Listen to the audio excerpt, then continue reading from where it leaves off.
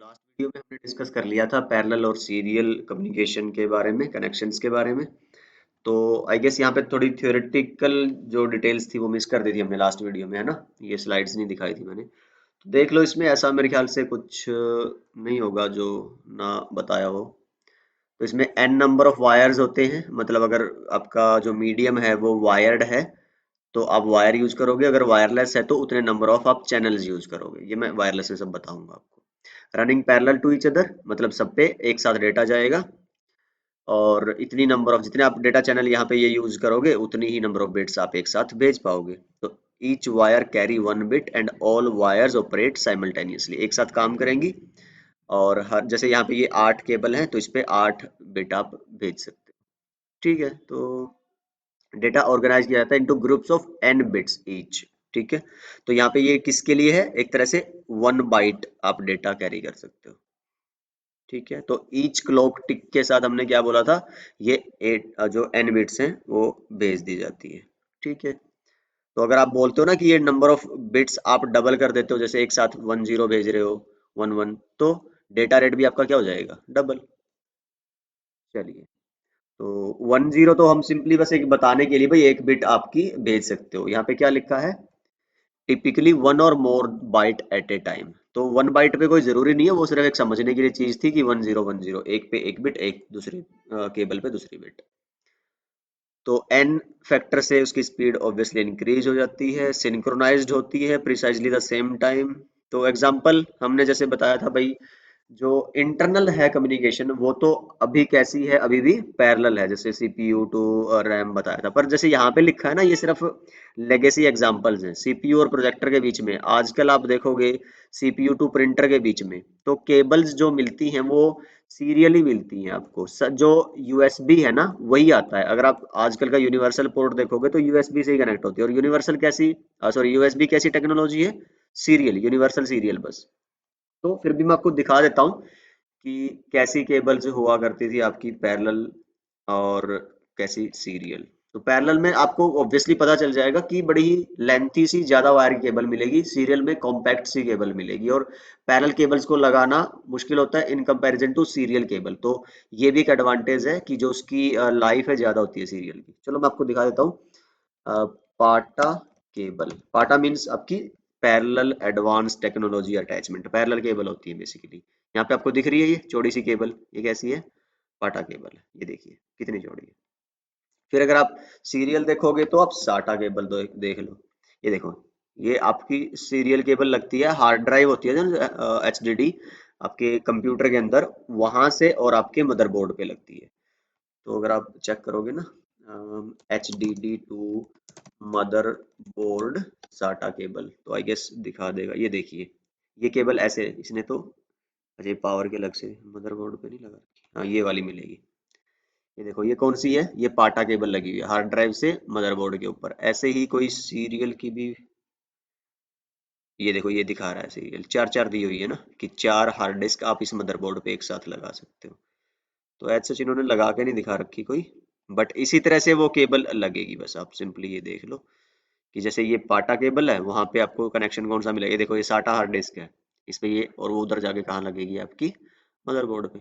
तो I guess ये आपको क्लियर हो गया होगा कि these are like your parallel and serial cables and parallel and serial transmission types। Serial का एग्जांपल आप क्या लेके चलोगे, यूएसबी का मैंने बता दिया। ठीक है, तो एडवांटेज पैरेलल की high speed obviously, disadvantage cost ज्यादा पड़ेगी क्योंकि चैनल्स या वायर्स आपको ज्यादा यूज करने पड़ते हैं शॉर्ट रेंज पे, और लोअर फ्रीक्वेंसी पे ही आप इसको यूज कर सकते हो। तो हायर फ्रीक्वेंसी पे नॉट एप्लीकेबल, हायर रेंज पे सीरियल यूज करना पड़ेगा। तो ये एक तरह से इसकी डिसएडवांटेज, सीरियल की क्या होगी, एडवांटेज। ठीक है, तो सीरियल में यही है, सीक्वेंस उसमें क्या लिखा था, साइमल्टेनियसली हर एक केबल पे साइमल्टेनियसली डेटा जा रहा है, यहाँ पे सीक्वेंसली डेटा जाता है। ये कीवर्ड होते हैं दोनों के बीच में। और सिंगल चैनल रिक्वायर्ड है, ये भी इसमें सिंगल केबल या सिंगल चैनल रिक्वायर होगा। बिट बाय बिट भेजे जाएंगे, तो वो कन्वर्जन हार्डवेयर यूज करना होगा, ये भी हमने बात कर लिया है। तो जितने लॉन्ग डिस्टेंस कम्युनिकेशन है वो सारे क्या होंगे, आपकी सीरियल, वो हमने बात कर ली है। इवन जब आप नेटवर्किंग पढ़ के अगर ISCCNA करके कोर्स देख रहे हो, तो या फिर कभी उधर जाओगे पढ़ोगे तो उसमें देखोगे सीरियल केबल्स होती है हमारी, राउटर टू राउटर कनेक्ट होती है वैन में। तो वो भी सीरियल मतलब कि इसी टेक्नोलॉजी पे काम। लॉन्ग डिस्टेंस मीन सीरियल, ठीक है, hence most communication systems use serial mode. Okay, then serial cable कौन सी कहाँ पे लगी है आपकी? मॉडेम्स के साथ, जैसे आपका राउटर जोड़ना है उस पे भी आपकी सीरियल केबल लगती है। तो टेलीफोन लाइंस हैं वो भी सीरियल केबल यूज करती है। इंटरनेट तो सब ऑलमोस्ट, अब देख लो एक आधा वो जो इंटरनल कम्युनिकेशन के एग्जांपल छोड़ के, सब external long range higher frequency सब सीरियल पे चलती है। ओके, तो इतना डिस्कस करने के बाद एडवांटेज तो देख लो, इसमें कुछ ऐसा नहीं है। तो ये कंपैरिजन हो गया आपका, कितने चैनल चाहिए होंगे, कौन सा, ये सब हम कर चुके हैं डिस्कस। ओके, अभी बात आती है एसिंक्रोनस, सिंक्रोनस एंड आइसोक्रोनस। ये किसके अंदर आती है आपकी? सीरियल ट्रांसमिशन के लिए। देखो पैरेलल में तो हमने बोल दिया था कि सिंक्रोनाइजेशन होती है, सेम आपकी लेंथ की केबल है, एक साथ डेटा जा रहा है, एक ही क्लॉक की बिट पे जा रहा है, तो दे आर सिंक्रोनाइज्ड, उसमें टेंशन नहीं है। यहाँ पे सिक्वेंशियली डेटा जाता है, पहले एक बिट आएगी फिर दूसरी आएगी। तो कैसे पता चलेगा भाई कौन सी bit belong to which character, which group? तो वो सारी बातें रिसीवर को सेंडर के रेफरेंस में पता चले, for that reason we need synchronisation.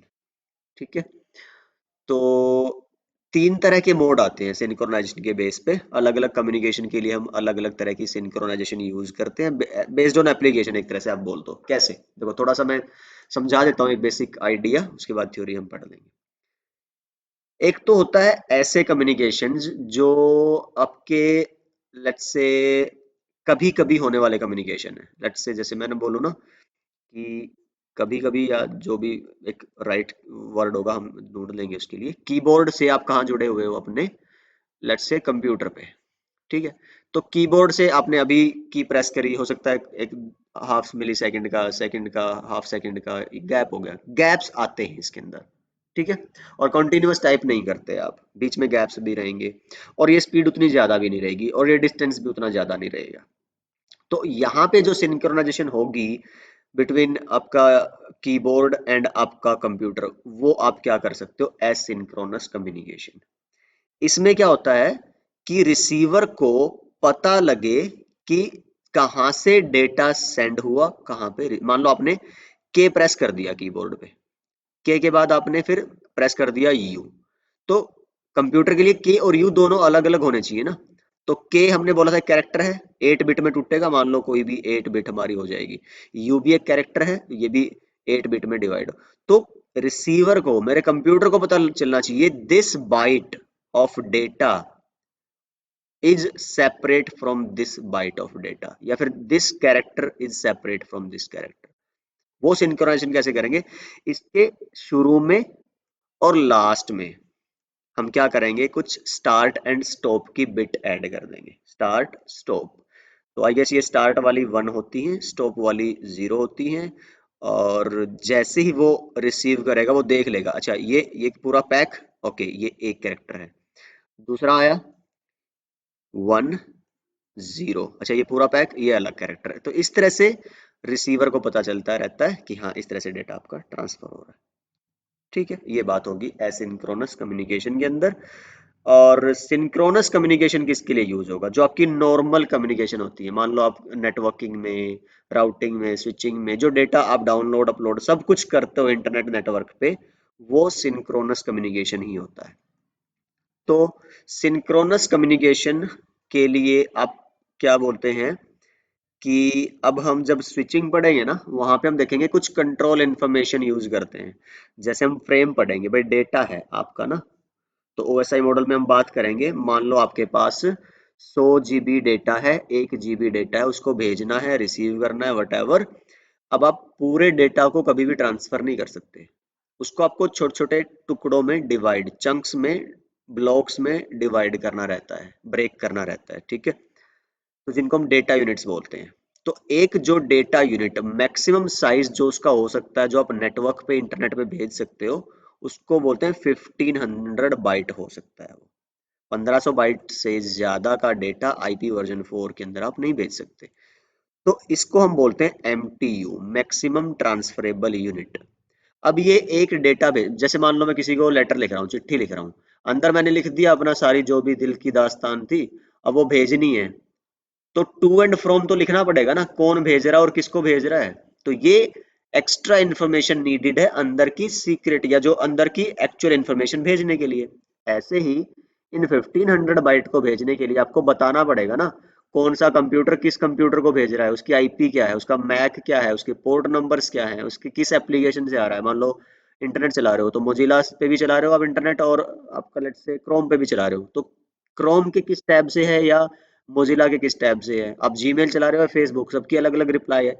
वो कैसे पता चलेगा, जब इसमें आप कुछ कंट्रोल इन्फॉर्मेशन डाल के भेजोगे। इसलिए मैंने पहले ही बताया था डेटा अलग, डाटा इन्फॉर्मेशन अलग और कंट्रोल इन्फॉर्मेशन अलग। तो ये सब जो आप ऐसे लगा के भेजते हो कंट्रोल इन्फॉर्मेशन हेडर और ट्रेलर के फॉर्मेट में, वो होती है सिंक्रोनस कम्युनिकेशन। ठीक है, दो बातें होगी।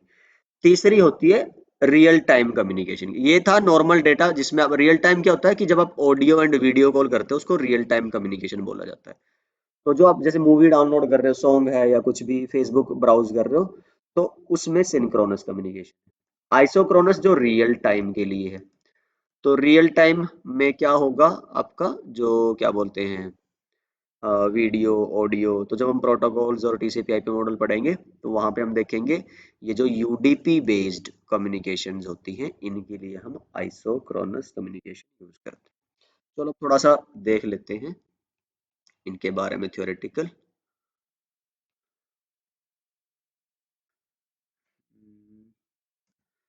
One character eight a time भेजा जाता है, तो ये स्लोअर ही होता है, और जो इरेगुलर स्पीड के डिवाइसेस हैं उनके लिए हमने यूज किया था लाइक कीबोर्ड।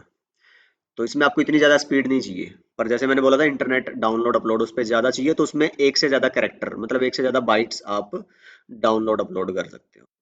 तो इसमें ऐसे ही चलता है, 8 बिट्स या बाइट्स में चलता है एक एक बाइट।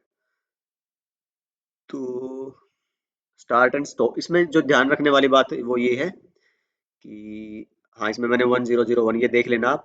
तो मैंने वही बोला था कि एक स्टार्ट बिट होती है एक स्टॉप बिट होती है। तो स्टार्ट कौन सी है, 0, वो मैंने शायद 1 लिख दी होगी, और स्टॉप बिट होती है 1। तो इस तरह से वो सिंक्रोनाइज करता है। गैप्स हो सकते हैं, कोई दिक्कत नहीं है, क्योंकि हमने बोला ये इसी तरह की एप्लीकेशन के लिए ही आपका यूज होना है। एडवांटेजेस, डिसएडवांटेजेस, ठीक है, स्लो है transmission but it's okay because we use this kind of communication, this kind of हाँ communication for those kind of applications जिनमें इतनी स्पीड आपको चाहिए भी नहीं होती है। ठीक है, तो इसमें क्या लिखा है देखो, लास्ट लाइन बड़ी इंपॉर्टेंट है। इसी वजह से इसको हम यूज नहीं करते, अनडिजायरेबल है for transmitting large amount of data. उसके लिए फिर हम क्या यूज करते हैं, सिंक्रोनस। ठीक है, चलो देन सिंक्रोनस में यही आ गया आपका। कॉमन क्लॉक यूज की जाती है सिंक्रोनाइजेशन के लिए, 8 बिट्स के ग्रुप में डाटा भेजा जाता है। अब हो सकता है कि 20 बाइट 50 बाइट ऐसे एक साथ भेज पा रहे हो, ठीक है, वो डिपेंड करता है। 1500 बाइट ध्यान है, वो उतना मैक्सिमम साइज आप भेज सकते हो। हाँ ये ठीक है, ध्यान आ गया अपने। तो रिसीवर की रिस्पॉन्सिबिलिटी है रीग्रुप करना उसको, एक्चुअली कंस्ट्रक्ट करना इंफॉर्मेशन को वापस से। तो ठीक है, नो गैप। हाँ ये क्या कह रहा है, ये बड़ी इंटरेस्टिंग बात है कि बिट जो एक बाइट भेजी है आपने ना 10, तो बाइट के अंदर जो बिट्स है उनके बीच में गैप नहीं होगा। मतलब कि जो आप भेज रहे हो there may be uneven gaps between different frames. कि मान लो आप एक फ्रेम के अंदर ना कितने 3 बाइट भेज रहे हो, 1 2 3, तो इनके बीच में गैप नहीं होगा। लेकिन आपके जो डिफरेंट फ्रेम्स हैं तो उनके बीच में गैप हो सकता है। तो कैसे बताऊं इसको, मान लो मैंने क्या बोला था कि एक 1500 आप मैक्सिमम भेज सकते हो, इतनी बाइट है ना, इस पे कंट्रोल के हेडर और ट्रेलर लगा दिए। अब कह रहा है कि ये जो इतनी बाइट आपने एक साथ भेजी है इनके बीच में गैप्स नहीं होंगे। अब जैसे मैंने एसिंक्रोनस में क्या बोला था कि भाई आपने के लिख के भेजा और फिर आपने क्या भेजा, यू लिख के भेजा, तो यहाँ पे बाइट्स के बीच में गैप है ना, इनमें बाइट्स के बीच में गैप नहीं हो सकते। ठीक है, थोड़ा सा इसमें ध्यान रखना है, फ्रेम्स के बीच में गैप होंगे। वैसे ये चीजें अगर देखो कोरिलेटेड है, जब हम आगे बढ़ते जाएंगे राउटिंग स्विचिंग की तरफ बढ़ते जाएंगे नेटवर्क वाले पार्ट पे, वहां से और इंटरलेट करेंगी चीजें। एक पार्ट हो सकता है, हमने बहुत डिस्कस कर लिया, कुछ ऐसा की वर्ड या की सेंटेंस मिस रहेगा जो उसको कॉम्प्लीमेंट कर दे कोई और टॉपिक जिसमें सिर्फ हम एक ही लाइन पढ़े। तो हैव पेशेंस कि अगर ऐसा कुछ हो रहा है तो उसको लिख के रख लो, डाउट पेज बना लो, डाउट की एक छोटी सी नोटबुक लगा लो, और चैप्टर बाय चैप्टर फिर देखते चलना कि वो रिजोल्व हो रहे हैं कि, एंड आई गेस हो जाएंगे सारे के सारे ऑलमोस्ट। नहीं तो कमेंट, आपको पता ही है, आप एनी टाइम कमेंट कर सकते हो, आई एम ऑलवेज देयर। ठीक है, ये लास्ट रिमेंबर वाला पार्ट वही है जो मैंने आपको बताया था अभी, फ्रेम और वो सब का, MTU and all. Timing error नहीं है, लेस ओवरहेड है इसमें, और स्पीड आपकी ज़्यादा है, तो जब लार्ज अमाउंट ऑफ डेटा आपको सेंड करना है तो कर सकते हैं। एक्सपेंसिव है ऑब्वियसली यार, ऐसे ही आपको डिफरेंसेस मिलेंगे। हाँ, तो रियल टाइम कम्युनिकेशन के लिए आप क्या यूज़ करते हो, जैसे कहाँ पे लिखा है हमने, the signal is expected to be received within certain delay bounds, जैसे ये किसके लिए है, हमने आइसोक्रोनस हम पढ़ रहे हैं। ठीक है, तो इसमें क्या है कि एक तो था जिसमें डिले जीरो था आपका, ठीक है, सिंक्रोनस मेथड जो हमने पढ़ा उसमें आपका जीरो है, जो डिले था ना बिट्स के बीच में, और जो आपका क्या बोलते हैं, पहला कौन सा पढ़ा था हमने, एसिंक्रोनस, ठीक है, उनमें रैंडम डिले था कि एक की प्रेस करिए, हो सकता है आपने हाफ सेकंड तक ना दबाया हो अगला, तो रैंडम डिले इसमें। तो जो आइसोक्रोनस है, जैसे मैं बोलूं कि वीडियो कॉल कर रहा हूं मैं, उसमें डिलेज तो होंगे यार, पर हम जैसे देखो, आप कभी भी डेटा कम्युनिकेशन की बात करो ना, उसकी कुछ कैरेक्टरिस्टिक होती हैं, कि एक तो होता है जी डिलीवरी, कि जब आप कुछ सेंड करते हो तो गारंटी होनी चाहिए वो पहुंचे रिसीवर तक, डेटा डिलीवर हो, एक तो ये कैरेक्टरिस्टिक होनी चाहिए डेटा कम्युनिकेशन की। एक एक्यूरेसी, कि जो डेटा भेज रहे हो वही रिसीव हो, ऐसा पता लगे बीच में कुछ और चेंज हो गया, बिट्स चेंज हो गई है ना। और फिर तीसरा क्या आता है, रिलायबिलिटी, आपका डेटा रिलायबल हो। ये सारी थोड़ी सी आपको मिलती जुलती सी टर्म लग रही होंगी, बट फर्क होते हैं इनमें थोड़ा, अभी थोड़ा मैं इन पे ज्यादा फोकस नहीं कर रहा हूँ, जब चैप्टर आएगा तब बताऊंगा। बट यहाँ से मैं क्या बताना चाहता हूँ, जिटर एक टर्म होती है, जिटर क्या होता है, अनइवन डिले। अनइवन डिले, देखो मैं अभी बात करना शुरू करता हूँ, यहाँ पे मैंने बोलना शुरू किया, और आपको पता है देखो लैग होता है, लैग आता है जब भी आप वीडियो कॉल ऑडियो कॉल करते हो, तो वो कब एक्सेप्टेबल और कब नहीं। मान लो ये मैं हूँ वीडियो कॉल पे, और ये कोई दोस्त है, अब आपने बोला 11:50 9 पे, उसको ये डेटा रिसीव हो गया 10 सेकंड पे, कोई दिक्कत नहीं है। अगला जब आप बोल रहे हो तो उसमें एक एक सेकंड का गैप हो रहा है हर बार, तो बहुत बढ़िया, कोई चक्कर नहीं, उसको लगेगा कि जैसे कंटिन्यूअसली बोल रहे हो।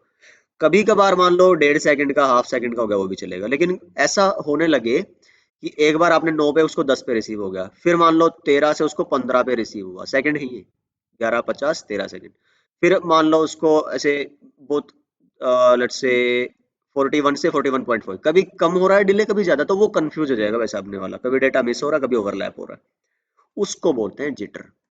तो उस जिटर को रिड्यूस करने के लिए क्या कह रहा है कि जो डिले है हमारा, वो एक्सपेक्टेड है एक सर्टेन डिले बाउंड, मिनिमम और मैक्सिमम का ये रहे कि भाई इससे ज्यादा डिले ना हो आपका इनके बीच में, ठीक है। तो arrival of binary data is maintained at a fixed rate. So this type of transmission is used in case of real audio and video transmission where no uneven delay between frame should be available. Otherwise आपकी जो quality of communication है that will be so poor, क्या बोलोगे, cut करो यार, दोबारा call करना network में जाके, ठीक है। 3G 4G 5G इनको क्यों इतनी इंपॉर्टेंस मिलती है, इसी वजह से, तो कि इनमें जितना ज्यादा आप टेक्नोलॉजी स्पीड बढ़ाते जाते हो, आपका कंटेंशन कंपटीशन कम होता जाता है डिवाइसेस के बीच में डेटा के लिए, और आपको स्मूथ बैंडविड्थ मिलती है जिससे डिलेज अनइवन नहीं। तो ये बात होगी हमारी सीरियल, पैरेलल, देन सीरियल के तीन आगे जो हमारे मोड्स थे, synchronous, asynchronous and isochronous communication modes. अरे यार कर कर आगे फिर भी इतनी लंबी हो जाती है वीडियो है ना। ओके, तो अगली वीडियो में ही करेंगे यार फिर सिंपलेक्स एंड डुप्लेक्स कम्युनिकेशन हमारा, और फिर उसके बाद क्या बचेगा, components of data communication I guess, है ना। ठीक है, तो मिलते हैं आपसे अगली वीडियो में, अपना ख्याल रखिए, सीखते रहिए, सिखाते रहिए और मस्त रहिए।